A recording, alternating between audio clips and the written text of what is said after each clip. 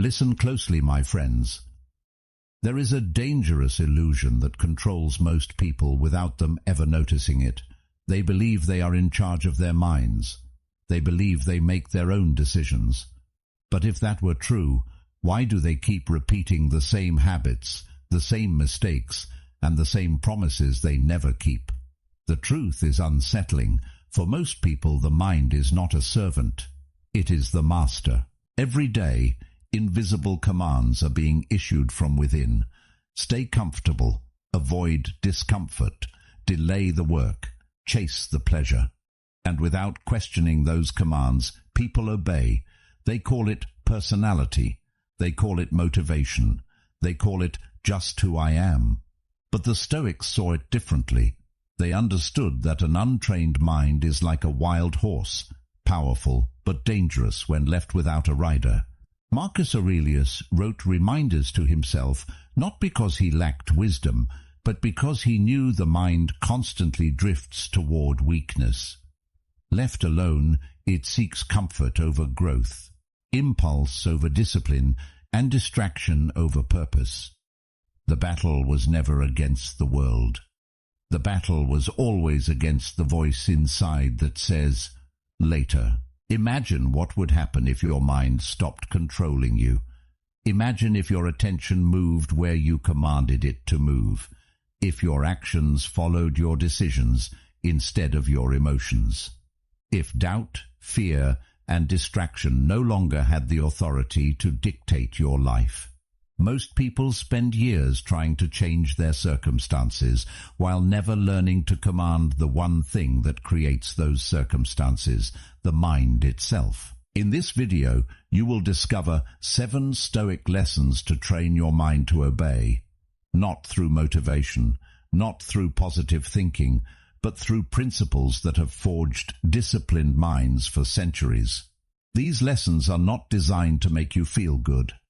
They are designed to make you stronger. Because the moment your mind learns who is truly in command, everything begins to change. Lesson 1. Stop negotiating with yourself. The mind has a favorite weapon, and most people never realize they're being attacked by it. It doesn't scream. It doesn't force. It negotiates. Do it later. Skip it just this once. You deserve a break. The voice sounds reasonable, almost intelligent. That is why it is so dangerous. Weakness rarely arrives wearing the face of weakness. It arrives disguised as logic. And every time you entertain the conversation, you give your mind another chance to take control. Think about how many battles have been lost before they even began. Not because of a lack of talent, not because of a lack of opportunity, but because a person stood at the edge of action and started negotiating with themselves. The workout became tomorrow. The goal became next week. The difficult conversation became next month. 1,000 small negotiations slowly turned into a life filled with unfinished promises. The tragedy is not the failure itself. The tragedy is that the mind learns from every surrender. The Stoics understood something most people never learn. The moment a decision has been made, the debate must end. Marcus Aurelius did not wake up each morning asking himself whether he felt like fulfilling his responsibilities. He reminded himself that he had a duty to fulfill. Modern people often wait for motivation before they move. The Stoics moved first and allowed motivation to catch up later. That single difference separates disciplined people from everyone else. Imagine a king who asks permission from his servants every time he wants something done. No kingdom would survive. Yet that is exactly how many people treat their own minds. They issue a command, then immediately ask their emotions whether they approve of it. The result is chaos.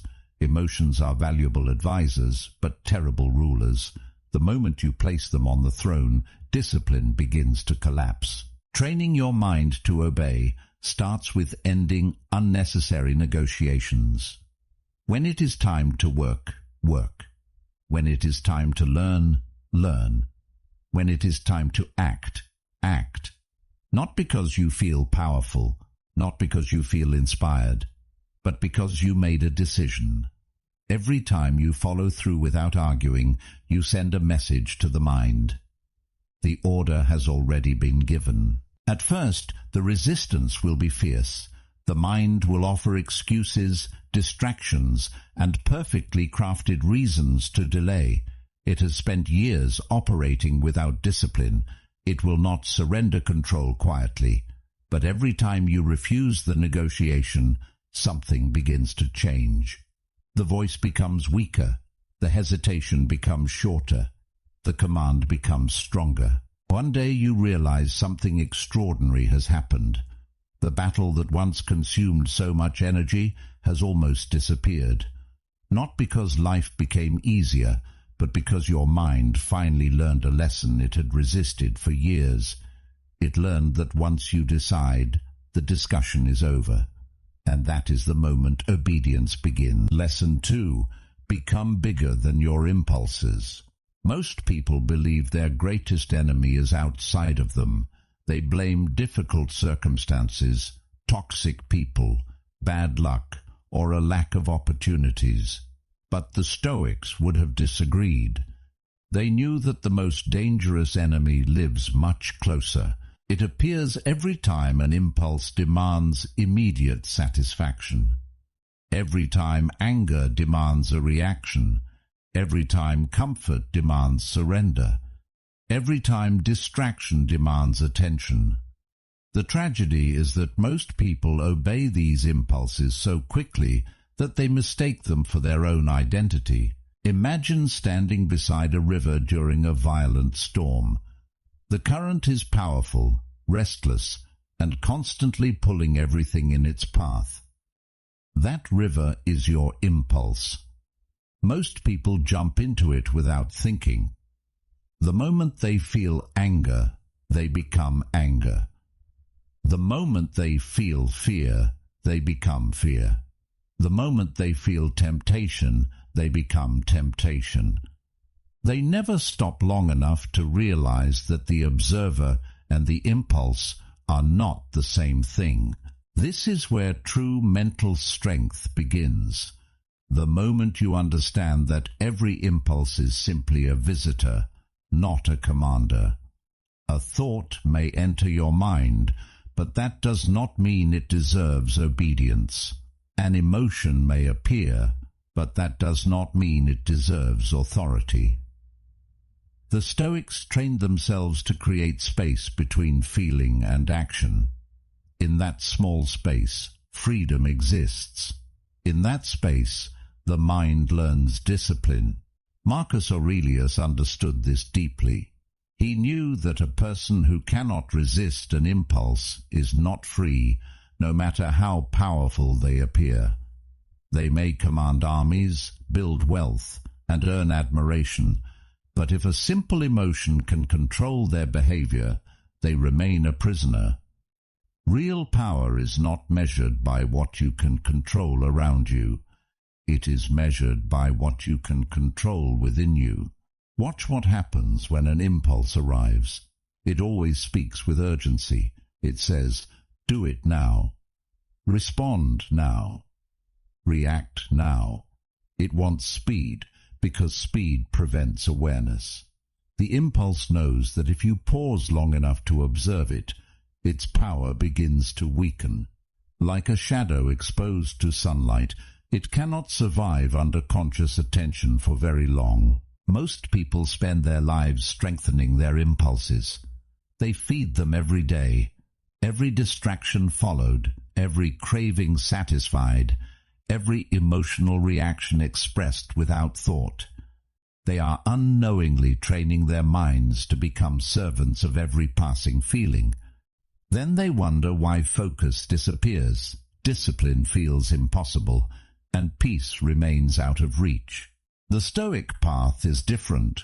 When an impulse arrives, you do not immediately obey it. You study it. You observe it.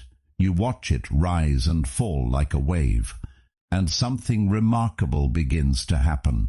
The more you refuse automatic obedience, The more your mind understands that impulses no longer hold authority, the throne has changed owners. One day, anger will knock at your door and find no servant waiting. Fear will demand your attention and receive only observation. Distraction will call your name and be met with silence. And in that moment, you will discover a level of strength that most people never experience. Because the mind finally learns a lesson that changes everything. You are not the impulse. You are the one who decides whether the impulse is obeyed. Lesson 3. Kill the need for immediate rewards. One of the greatest weaknesses of the human mind is that it constantly wants proof before it commits. It wants results before effort, rewards before sacrifice, success before discipline. The mind says, "Show me the outcome first, and then I'll give you my best." But life has never worked that way. The most valuable things are hidden behind uncertainty, and the people who achieve them are usually the ones willing to walk forward without guarantees. Look closely at how most people live. They start a habit and expect immediate progress. They begin learning a skill and expect immediate mastery. They work toward a goal and expect immediate recognition. When the reward doesn't arrive quickly enough, their motivation collapses. Not because the path was wrong, but because their minds were addicted to instant gratification. They were not serving a purpose. They were chasing a feeling. The Stoics understood a truth that modern culture tries to hide. The greatest rewards in life grow slowly. Character grows slowly. Wisdom grows slowly. Discipline grows slowly. Mental strength grows slowly. Yet most people abandon these pursuits because the early stages feel invisible. They cannot see the transformation happening beneath the surface, so they quit. What they don't realize is that the strongest foundations are always built underground before they become visible above it. Imagine planting a tree. For months, you may see very little change. From the outside, it appears as if nothing is happening. But beneath the soil, roots are spreading deeper and wider. The tree is preparing itself for future growth. Human development follows the same law. Every disciplined action strengthens roots that nobody can see. Every temptation resisted adds another layer of strength. Every promise kept to yourself deepens the foundation of your character. The mind hates this process because it cannot immediately celebrate it. It wants applause. It wants evidence.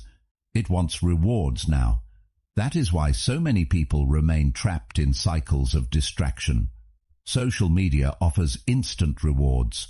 Comfort offers instant rewards. Entertainment offers instant rewards. The modern world constantly trains the mind to expect immediate satisfaction, and the more it receives it, the weaker it becomes. To train your mind to obey, you must teach it a new standard. You must stop asking, "What will I get today?" and start asking, "Who am I becoming?"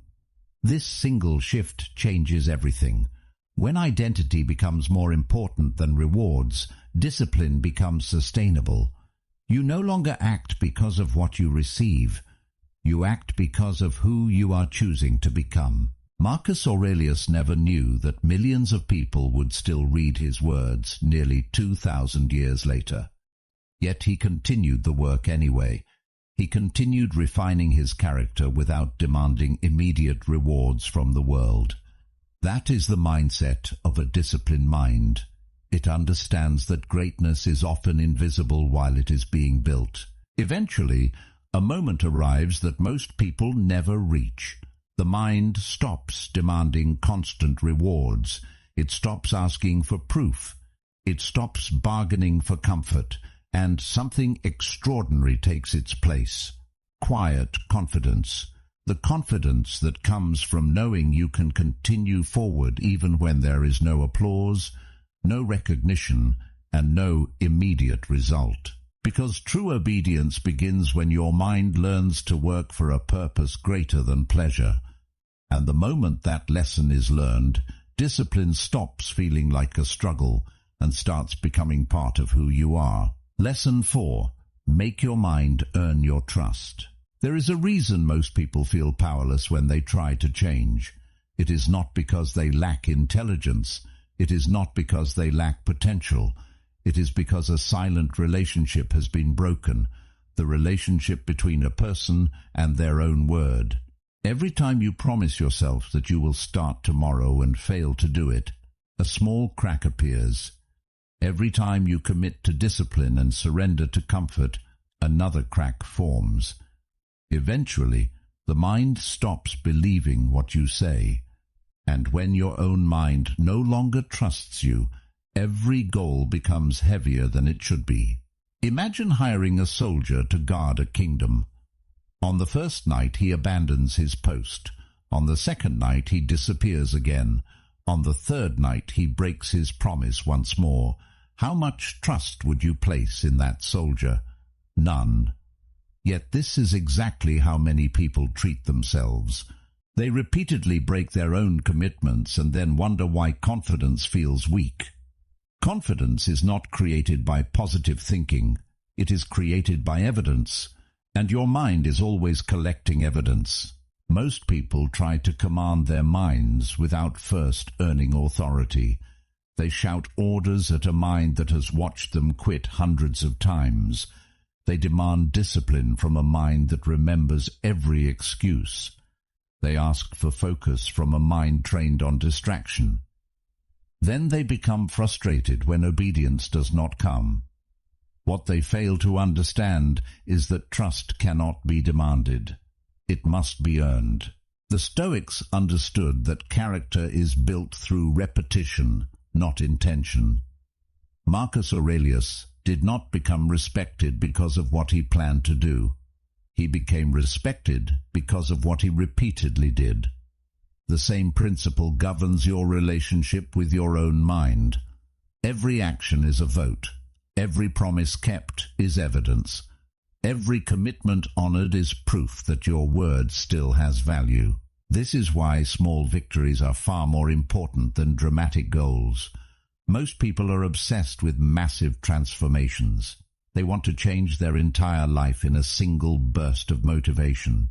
The mind sees through this immediately. It has heard these speeches before. What it trusts are actions, quiet actions, repeated actions, the kind that happen when nobody is watching, the kind that continue long after excitement disappears. Think of your mind as a courtroom. Every day evidence is presented. Excuses appear as evidence. Delays appear as evidence. Discipline appears as evidence. Courage appears as evidence. At the end of each day, a verdict is reached. The verdict answers a single question: can this person be trusted?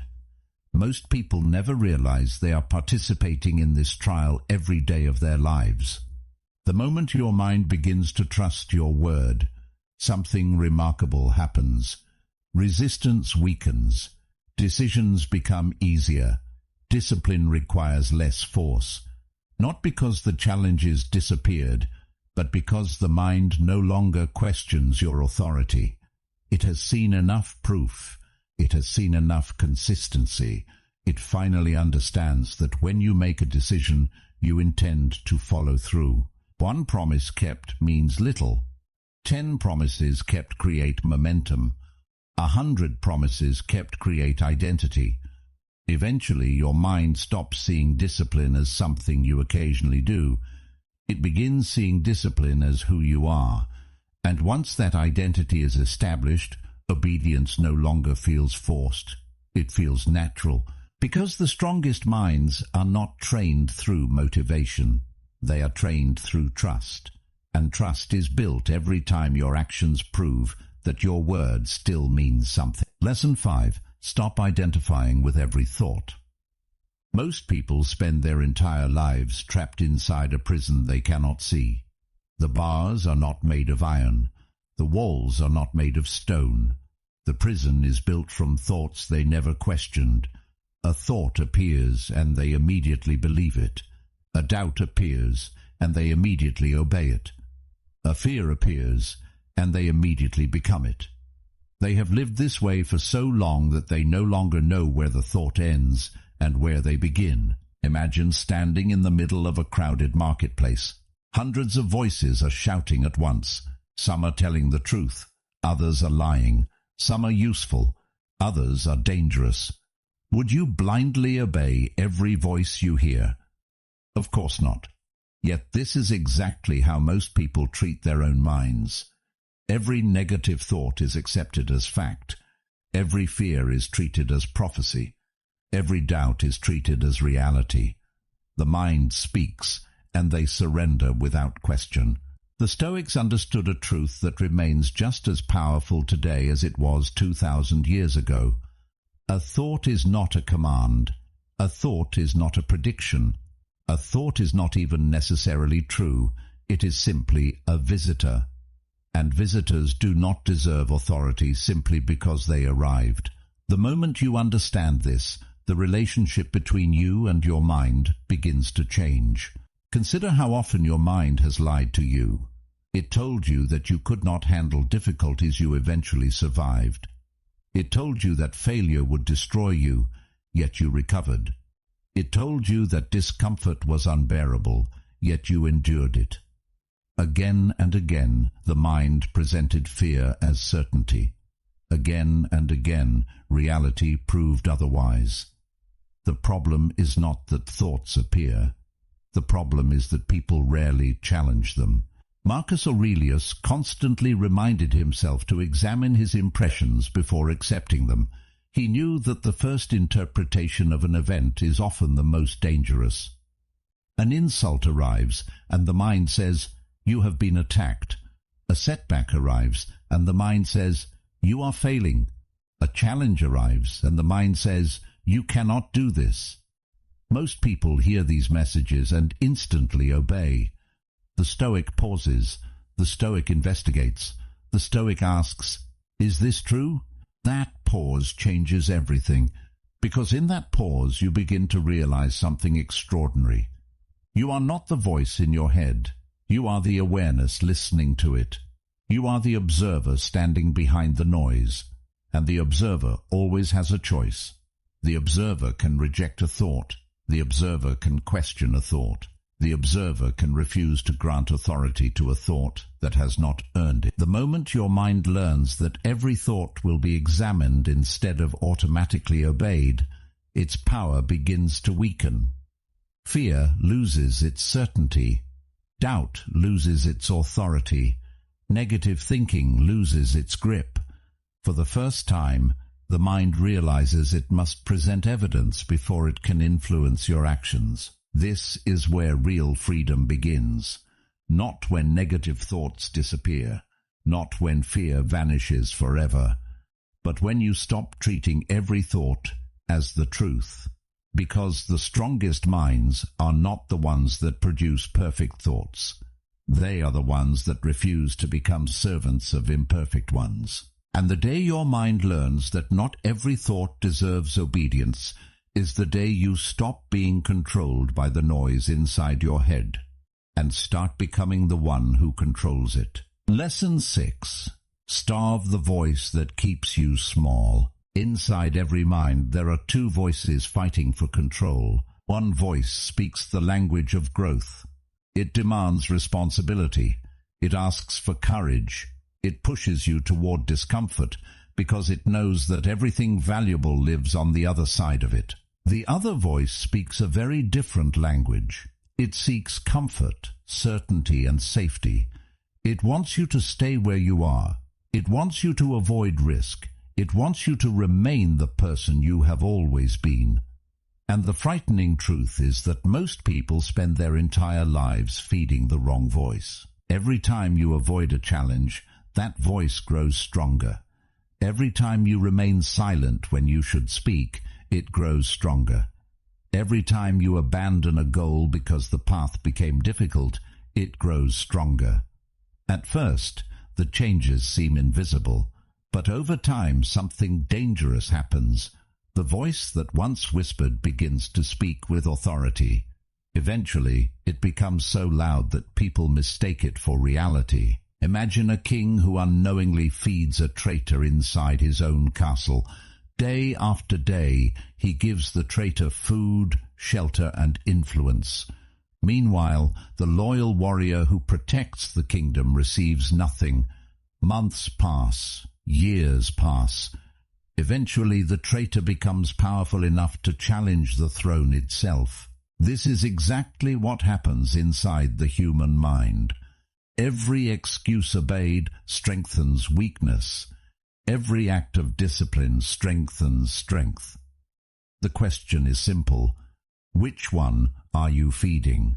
The Stoics understood that character is not built in grand moments. It is built in invisible choices. A difficult task appears. One voice says, avoid it. Another says, face it. A fear appears. One voice says, retreat. Another says, advance. A temptation appears. One voice says, give in. Another says, stay disciplined. In every moment a vote is being cast, and the person you become is determined by which voice receives the majority of those votes. Most people believe confidence comes before action. The Stoics knew the opposite was true. Action creates confidence. Courage creates courage. Discipline creates discipline. Every time you obey the stronger voice, even when it feels uncomfortable, you make it easier to hear the next time. Like a muscle strengthened through resistance, it grows more powerful with every challenge you overcome. But the opposite is also true. Every excuse carries a hidden cost. Every surrender teaches the mind a lesson. Every retreat becomes evidence. The mind is always learning. It is always adapting. And if you repeatedly obey weakness, weakness eventually becomes your default setting. What began as a choice slowly transforms into an identity. This is why training your mind is not simply about learning new ideas. It is about deciding which voice deserves authority. One voice wants comfort today and regret tomorrow. The other wants discomfort today and strength tomorrow. One promises relief. The other promises growth. One keeps you small. The other reveals what you are capable of becoming. The strongest people are not those who never hear the voice of weakness. They hear it every day. The difference is that they stopped feeding it. They stopped rewarding it. They stopped treating it like a king. Instead, they starved it through action, discipline, and courage until it became nothing more than background noise. And eventually, something remarkable happens. The voice that once controlled your life becomes too weak to command it, while the voice that once struggled to be heard becomes the voice that leads you forward. That is the moment your mind begins to obey. Because whatever voice you feed today will be the voice that controls your future. Lesson 7. Become the person your mind cannot defeat. There comes a point in every person's life when knowledge is no longer the problem. They know what they should do. They know what habits would improve their life. They know what distractions are holding them back. They know the path, yet they remain stuck. Why? Because they are trying to win individual battles without changing the identity of the person fighting them. Most people approach discipline like a temporary activity. They try to force themselves to act differently while continuing to see themselves the same way. They say, I am trying to be disciplined. I am trying to be focused. I am trying to be strong. But hidden inside those words is a dangerous belief. The belief that discipline, focus, and strength are things outside of them, things they occasionally visit but never truly become. As long as that belief remains, the mind will continue to resist.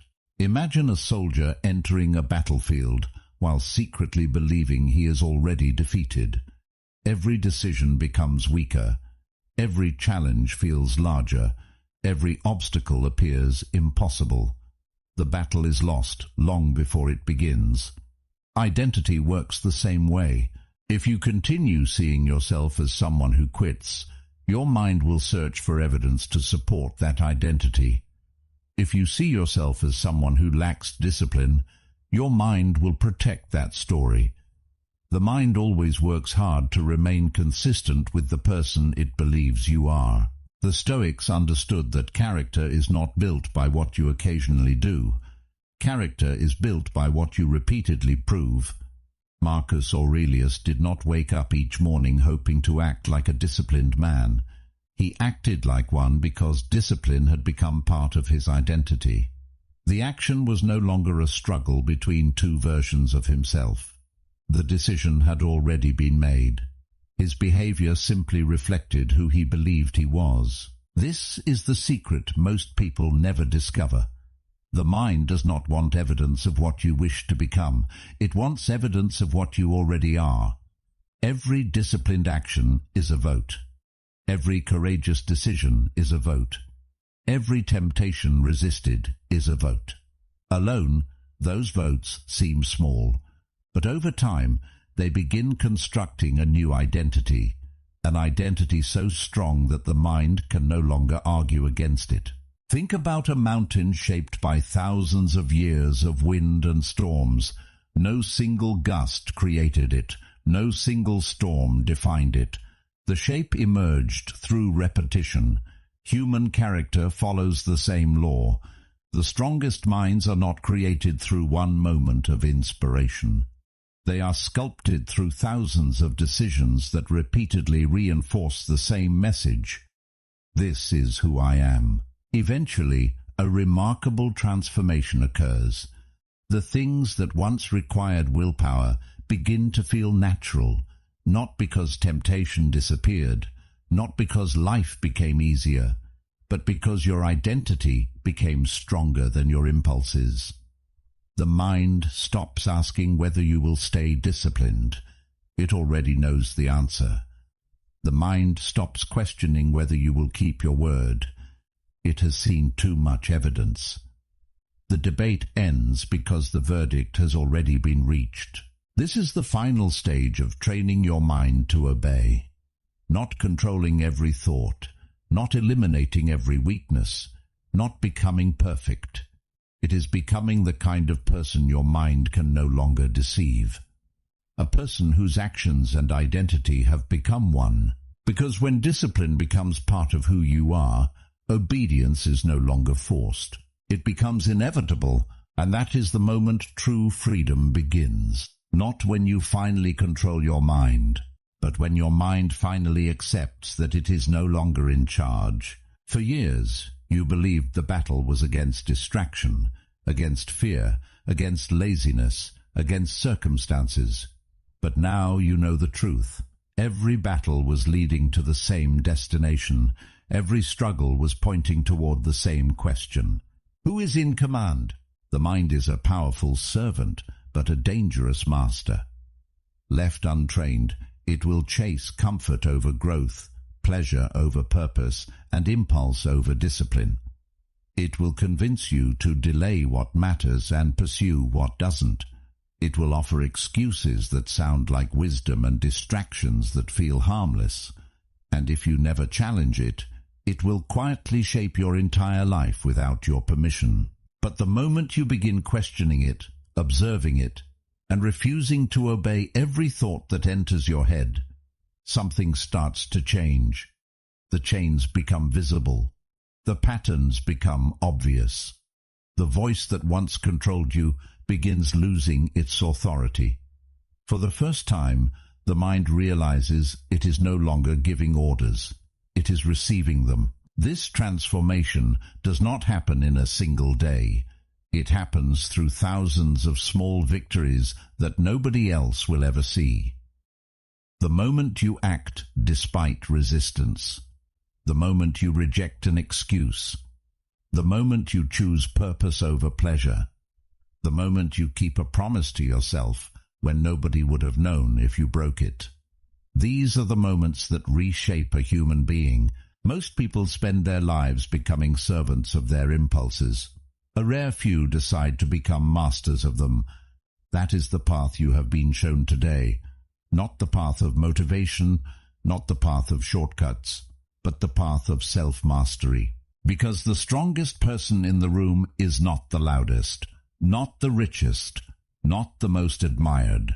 It is the person whose mind has finally learned a simple truth. The discussion is over, the command has been given, and the answer is action.